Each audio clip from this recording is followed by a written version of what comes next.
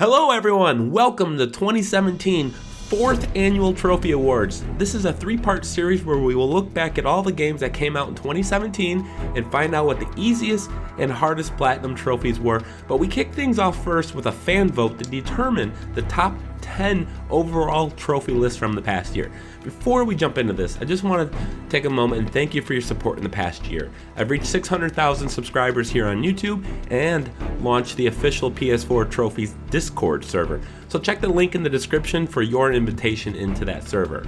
I want to shout out all the people who support me via Patreon or who are a YouTube sponsor. Recently, YouTube launched the sponsorship beta so you can support me by becoming a sponsor and you'll gain access to certain perks.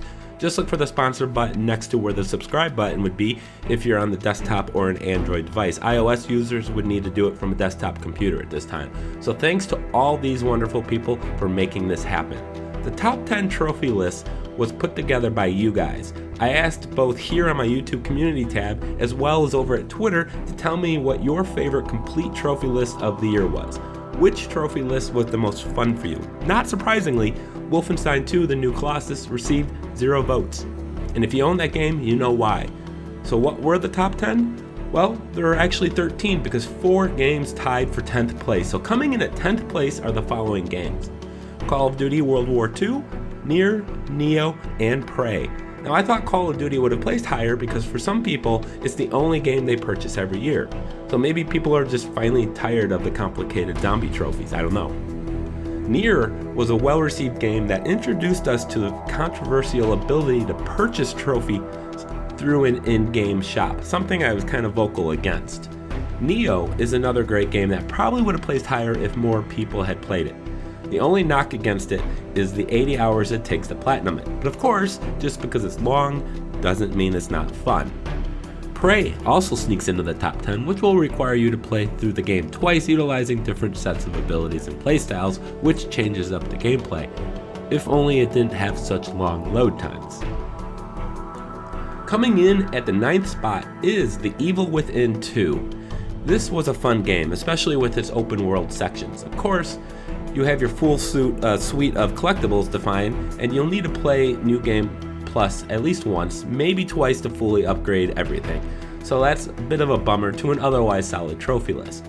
The most difficult trophy is the one for beating the game on Classic Mode, which is the hardest difficulty without any available upgrades, with no auto saves, but you do have the ability to manually save 7 times. Unlike Bethesda's other title, Wolfenstein 2, this Classic Mode difficulty is at least achievable. I'm just not personally a fan of having to replay a game a minimum of 3 times. The 8th most voted title for Best Trophy List is, oh boy, Destiny 2. I've had a troubled relationship with Bungie and Destiny 2. When the game first came out, I thought it was a great trophy list that was far more achievable than Destiny 1. In fact, I got the platinum. But then, Bungie released the Curse of Osiris DLC that locked out 2 trophies plus the platinum to people who didn't own the DLC. I hammered them hard over it, as did others, and Bungie ended up changing it so that people without the DLC could still get all the trophies. In doing so, they changed the Prestige trophy description to require you to complete a Prestige version of the raid while eliminating the ability to do the Prestige Nightfall. Without a doubt, this mess caused some people to overlook Destiny 2 as a possible contender for Best Trophy List of the Year. Number 7 is a fun one. It's the Crash Bandicoot Insane Trilogy. People love the ability to earn 3 platinum trophies for the price of 1, myself included. The Crash Trilogy was one of the most fun games I played all year and a great remaster of the first 3 games. I was overwhelmed by how well received my videos from these games became. I underestimated Crash's popularity. Since the games are fun, it's not surprising the trophy lists were fun as well. They weren't easy platinums though. In fact, they were kind of difficult because of the time trials, especially in the first game, which gave me fits, especially the high road level. Assassin's Creed Origins takes the number 6 spot, and it's well deserved. There's not a lot to hate about this Assassin's Creed game. The game is as easy to platinum as it is fun. Gone from previous Assassin's Creed games are the 100% sync in missions trophy, thank God. Those, while not necessarily hard, they certainly weren't fun. The only complaint you can have with the trophy list is the old Habits trophy that did require you to complete all locations, and holy hell, there were a ton of locations. That part was a bit of a grind, but thankfully the game was pretty fun, so completing all of them didn't feel like too much of a chore. I'm really glad that the Assassin's Creed series took a year off because it came back with a vengeance.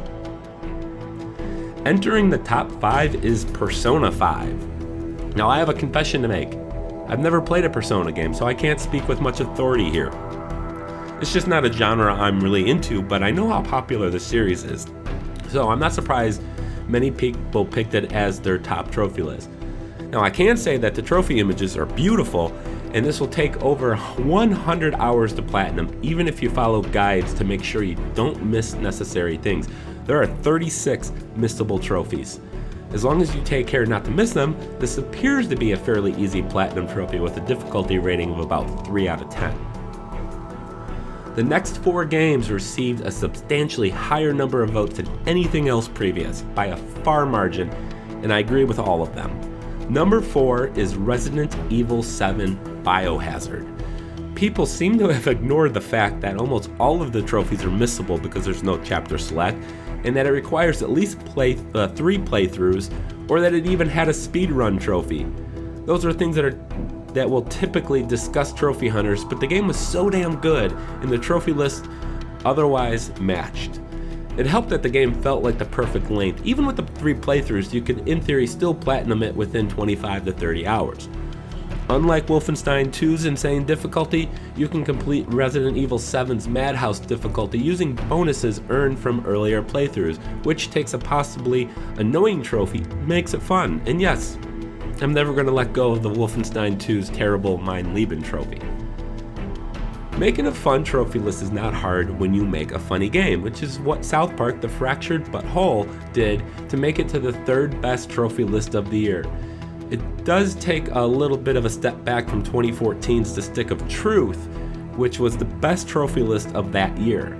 I found the humor within the trophy list better in the first game, but they did remove missable collectibles this time around, which infuriated a ton of people in 2014.